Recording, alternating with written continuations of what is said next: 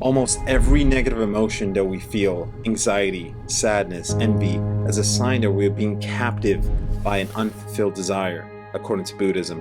Feelings of sadness or emotional pain are signs that we want something that we can't have.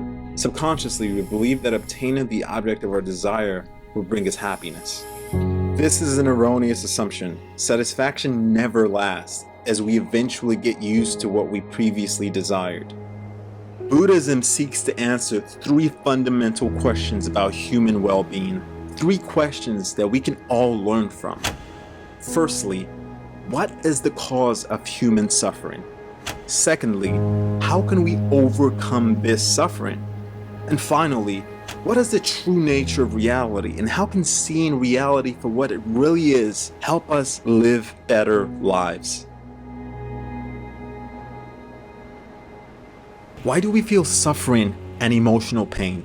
This is a very interesting question, best explained by evolutionary biology. See, human behavior is mostly shaped by the forces of natural selection. Early humans that felt stress and anxiety were more likely to survive and reproduce when compared to those who didn't, because these negative emotions served as an internal alarm to change something in our environments in a way that would increase our odds of survival and reproduction.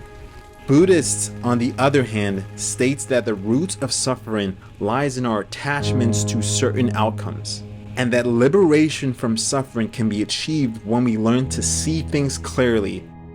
The Buddhists are right. There's no doubt that a craving for what we don't have causes emotional pain. But what causes the craving in the first place? What drives us to long for certain things like food and sex and the approval of our peers, and why these cravings are so powerful are due to the forces of natural selection. These are innate desires.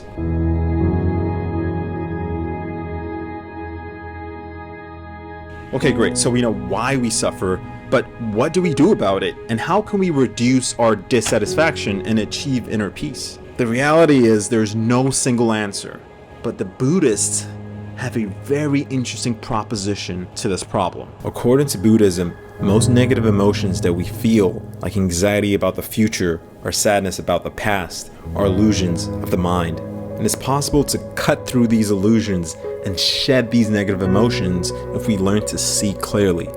The word vipassana in Pali means to see things as they really are. As an example, it's hard to stay mad at a spouse if you realize that your time with them on earth is finite. So much suffering can be avoided if we can learn to see things clearly. And part of seeing things clearly is learning to observe impermanence.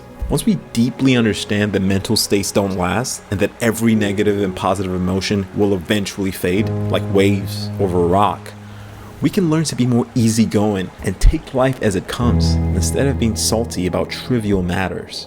The following captures this phenomenon quite well. Within itself, the mind is already peaceful. That the mind is not peaceful these days is because it follows moods. It becomes agitated because moods deceive it.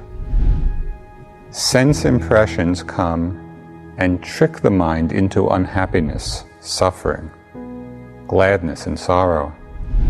But the mind's true nature is none of these things. Gladness or sadness is not the mind, but only a mood coming to deceive us.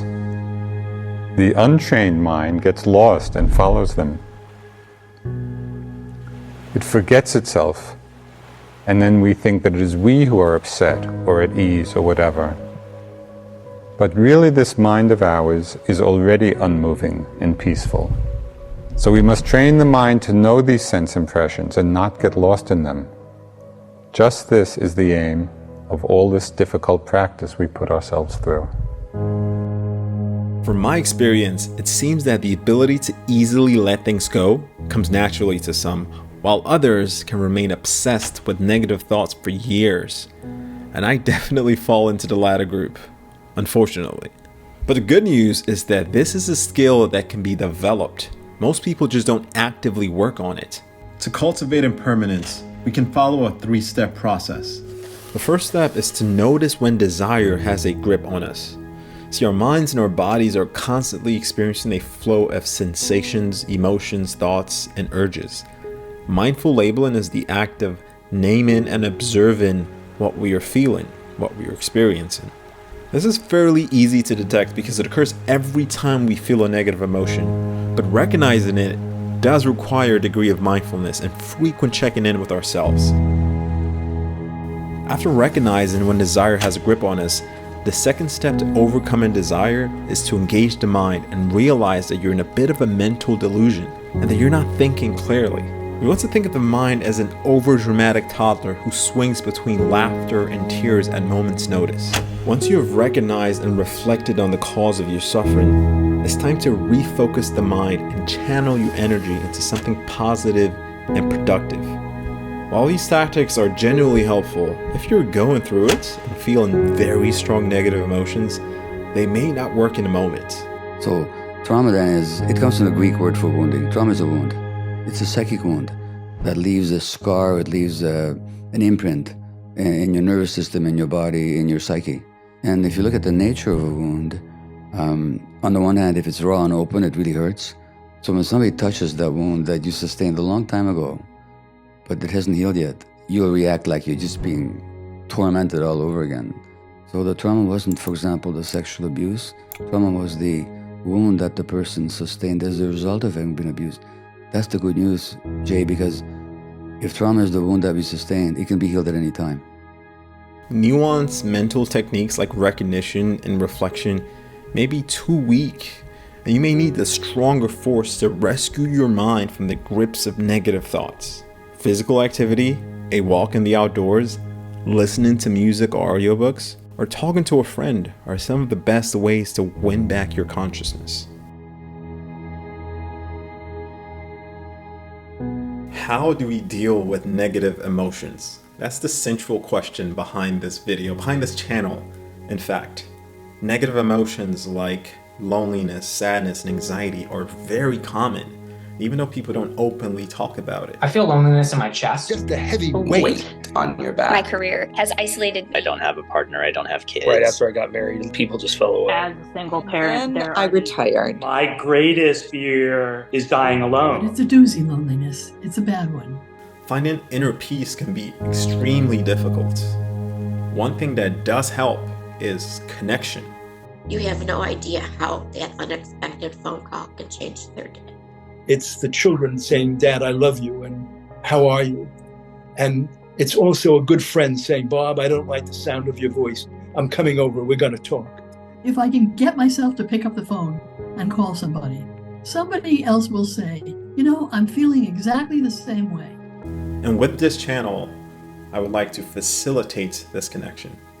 To be honest, I'm not entirely sure how successful this will be. The channel is fairly small. I don't know if we have enough critical mass. However, if you are interested in connecting to other people and forming some meaningful connection, check out the description. I'll have some information down there. And if there's enough interest, we'll get it popping.